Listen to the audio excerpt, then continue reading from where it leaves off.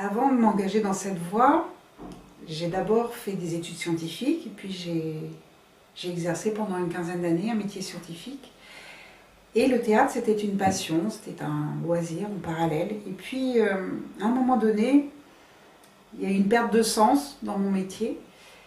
Et petit à petit, je me suis rendu compte qu'on pouvait, avec le théâtre, raconter plein d'histoires autour de la science. Et que c'était une façon merveilleuse de pouvoir partager la curiosité, la passion et explorer tout cet univers de la science et des questions que ça nous pose, nous, dans la société.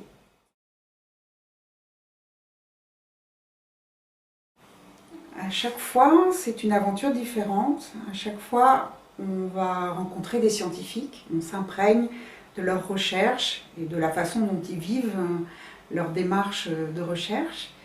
Et puis ensuite, il faut choisir une forme artistique qui va justement s'articuler avec le sujet. Par exemple, pour Les clowns parlent du nez, on s'est intéressé au système olfactif et on a pris une forme clownesque.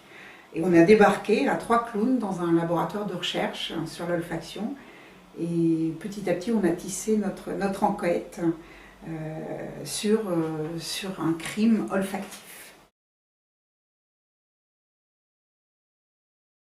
L'idée de la médiation avec nos spectacles, c'est de répondre le plus souvent à un besoin sociétal, comme par exemple l'éducation à l'égalité filles-garçons.